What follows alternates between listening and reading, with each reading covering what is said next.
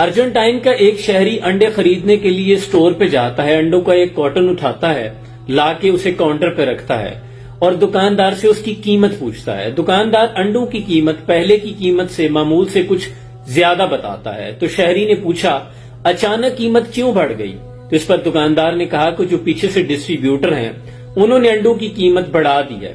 اس پر شہری نے خاموشی کے ساتھ وہ کارٹن اٹھایا، جہاں سے اس نے اٹھایا تھا وہیں پہ جا کے واپس رکھا اور آ کر کہنے لگا کہ میں انڈوں کے بغیر بھی زندہ رہ سکتا ہوں، مجھے انڈوں کی ضرورت نہیں۔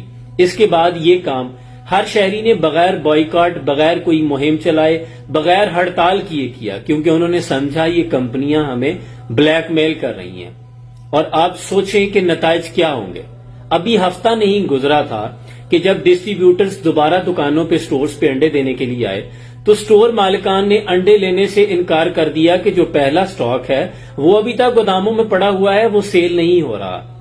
اس پر جو کمپنیاں تھی، پولٹری فارم کی تھی، جو آنرز تھے، انہوں نے کہا ضد پہ اصرار کرتے ہوئے کہ کوئی بات نہیں، جب لوگوں کو ضرورت پڑے گی نا تو یہ خود ہی انڈوں کی خریداری معمول پہ آ جائے گی، لوگ خریدنا شروع کر دیں گے، رہنے دے ابھی ضد کر رہے ہیں، پرائس کم نہیں کی گئی، لیکن لوگ اپنی ضد پہ اڑے ہوئے تھے کہ ہم انڈے نہیں خریدیں گے۔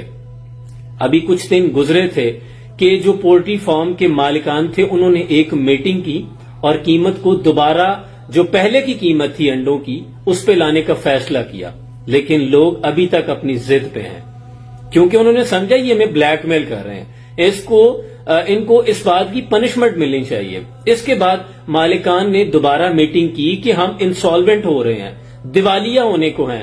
پھر انہوں نے آ کے میڈیا چینلز پہ ارجنٹائن کے لوگوں سے معافی مانگنے کی پیشکش کی اور جو انڈوں کی پہلی قیمت تھی اس سے بھی 1/4 کم کیا۔ اس پر لوگ رضامند ہوئے۔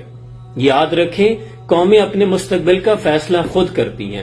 حضرت علی سے ایک مرتبہ پوچھا گیا، مکہ مکرمہ میں کشمش مہنگی ہو گئی تو آپ سے آگے کہا گیا کہ اس کی قیمت بڑھ گئی ہے، تو آپ نے کہا کہ کشمش کی جگہ کھجور کا استعمال کر دو، جب اس کی مانگ کم ہو جائے گی تو قیمت خود بخود ڈاؤن ہو جائے گی۔ ابراہیم بن ادم سے پوچھا گیا کہ گوشت مہنگا ہو گیا، کچھ اشیاء خوردنوش مہنگی ہو گئی ہیں، تو آپ نے کہا کہ سستی کر دو۔ لوگوں نے پوچھا کیسے؟ آپ نے کہا خریداری چھوڑ دو۔